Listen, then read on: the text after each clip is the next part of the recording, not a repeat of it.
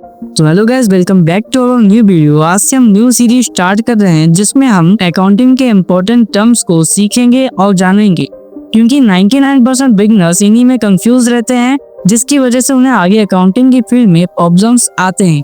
अगर बेस मजबूत रहेगा तभी आपकी अकाउंटिंग स्ट्रॉन्ग होगी।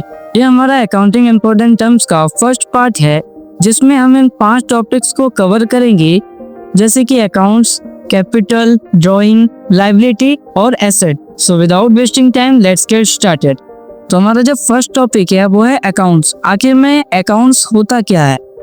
अगर इसके हम डेफिनेशन की बात करें, जो कि बहुत ही शॉर्ट एंड सिंपल में मैंने रखा है, an accounts is a record that summarizes all transactions related to a particular item और पर्सन।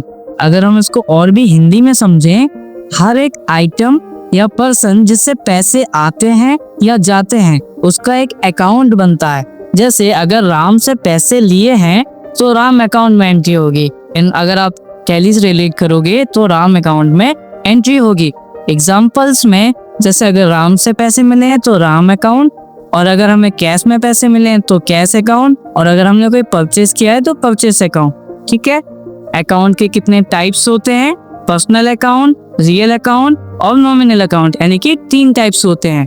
पर्सनल में आपके राम अकाउंट, रियल में आपके आ जाते हैं कैश अकाउंट, और नॉमिनल में रेंट अकाउंट वगैरह। इसके और भी पार्ट्स होते हैं, और भी एग्जांपल्स होते हैं। अभी मैंने 1 एग्जांपल्स रखे हैं ताकि आप कंफ्यूज ना हो, आपको क्लैरिटी मिले एक्चुअली में कौन सा किस में जाता है। ठीक है। अब बढ़ते हैं अपने नेक्स्ट टॉपिक की ओर। तो हमारा जो नेक्स्ट टॉपिक है वो है कैपिटल। बात कर लेते हैं इसका डेफिनेशन की, और इसको हिंदी में बोलते हैं पूंजी। जो इसका डेफिनेशन है बहुत ही शॉर्ट रखा है। Capital is the amount invested bye the owner. Capital एक अमाउंट होता है जो कि ओनर द्वारा इन्वेस्ट किया जाता है। कहाँ पे? बिजनेस में, या तो बिजनेस को स्टार्ट करने के लिए या तो बिजनेस को रन करने के लिए। इसको आप हिंदी में ऐसे समझ सकते हैं, जब बिजनेस स्टार्ट करने के लिए पैसे लगाते हैं उसे ही कैपिटल कहते हैं। ये पैसे ओनर का होता है जो बिजनेस को चलाने के लिए यूज होता है। Example, owner invest 1 lakh rupees to start a business. जो भी कोई ओनर है उसने 1 लाख रुपए अपने बिजनेस में लगाए तो उसी को क्या बोलेंगे? कैपिटल बोलेंगे। ठीक है। इसके टाइप्स जान लेते हैं। इसके जो टाइप्स है, 2 टाइप्स है, फिक्स्ड कैपिटल और दूसरा वर्किंग कैपिटल। फिक्स्ड कैपिटल क्या क्या होते हैं? जैसे मशीनरी, कोई बिजनेस होता है उसमें मशीनरी होती है, बिल्डिंग होता है, तो क्या होता है? फिक्स होता है। और दूसरा हमारा वर्किंग कैपिटल, जैसे कैश हो गया या स्टॉक हो गए, ये हमारे वर्किंग कैपिटल होते हैं। ठीक है। बढ़ते हैं अपने नेक्स्ट टॉपिक की तरफ। तो हमारा जो नेक्स्ट टॉपिक है वो है ड्राइंग। ड्राइंग को हिंदी में बोलते हैं आहरण। अब बात कर लेते हैं इसकी। तो हमारा जो नेक्स्ट टॉपिक है वो है ड्राइंग। बात कर लेते हैं इसको हिंदी में क्या बोलते हैं। इसको हिंदी में बोलते हैं आहरण। ठीक है। अब इसकी डेफिनेशन जान लेते हैं। बहुत शॉर्ट एंड सिंपल है। Drawing refers to the amount withdraw by the owner from the business for personal use. ठीक है। अब इसको हिंदी में जान लेते हैं। जब ओनर, जो उस बिजनेस का मालिक होता है, अपने ही बिजनेस में से या तो पैसे या तो कोई सामान अपने पर्सनल यूज के लिए निकालता है, उसी को क्या बोलते हैं? आहरण, यानी कि ड्राइंग बोलते हैं। ठीक है।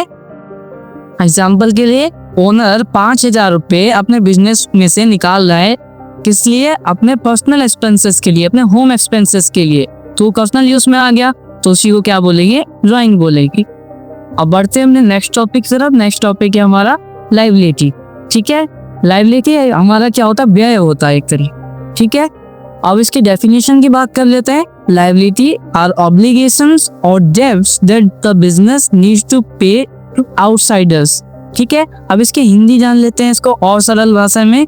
बिजनेस को जो भी पैसे दूसरे को देना हो, बिजनेस में से जो भी पैसे दूसरों को देना है, जैसे लोन हो गया या उधार हो गया, वो क्या होता है? लायबिलिटी होती है, जो कि हमें पे करना होता है। ये दिखाता है कि बिजनेस पे कितना पैसा उधार है। जब भी कोई बिजनेस में आपके इन्वेस्ट करेगा तो आपके लायबिलिटी चेक करता है कि आपको कितने रुपए पे करने हैं दूसरों को, तो ये लायबिलिटी होती है, आपको पता होना चाहिए। ठीक है। एग्जाम्पल, बिजनेस टू के loan of ₹50,000 from bank. Business ने, जो कोई किसी ओनर ने अपने बिजनेस के लिए 50,000 रुपए बैंक से उधार लिए हैं, तो ये क्या हो जाएगा? उसके लिए उसकी लायबिलिटी हो जाएगी, जो कि उसको आगे चल के पे करना है। ठीक है। आई होप कि आपको बहुत इजी भाषा में समझ आ रहा होगा। एंड आई डोंट थिंक कि कोई आपको इससे भी आसान तरीके से समझा सकता है। और लाइबिलिटी के कुछ टाइप्स होते हैं, तो उन टाइप्स को जान लेते हैं। लाइबिलिटी के जो होते हैं 2 टाइप्स होते हैं, करंट लाइबिलिटी और non current liability. Current liability क्या होता है? पे विद इन 1 ईयर। ठीक है, ये जो करंट लाइबिलिटी होता है वो हमें 1 साल के अंदर अंदर पेमेंट करनी होती है, जैसे कि क्रेडिटर्स यानी कि लेनदार। ठीक है, और दूसरा नॉन करंट लाइबिलिटी वो होते हैं जो कि आप 1 साल बाद भी पे कर सकते हो, जैसे कि बैंक लोन वगैरह हो गया। ठीक है, एक होता है करंट लाइबिलिटी जो कि आपको 1 साल के अंदर अंदर ही पे करना होता है। ये दूसरा होता है नॉन करंट लाइबिलिटी जो कि 1 साल के बाद आप पे कर सकते हो, जैसे कि बैंक लोन। ठीक है, अब बात कर लेते हैं हमारे नेक्स्ट टॉपिक की। नेक्स्ट टॉपिक है हमारा एसेट्स। एसेट्स को हिंदी में बोलते हैं संपत्ति। ठीक है, अब बात कर लेते हैं इसके डेफिनेशन की। Assets are valuable things owned by a business which helps in generating income. Assets क्या होता है? बिजनेस में इनकम जनरेट करके देता है। क्या क्या? जैसे बिजनेस के पास जो भी सामान या वैल्यू वाली चीजें होती हैं, जैसे पैसे, जमीन, कंप्यूटर, वो एसेट्स कहलाती हैं। और एसेट्स में आपके वो भी आ जाते हैं, लाइक मशीनरी भी आपकी एसेट्स में आ जाती है। ठीक है, फर्नीचर वगैरह भी आपके एसेट्स में ही आ जाते हैं। ये फ्यूचर में बिजनेस को फायदा देती है।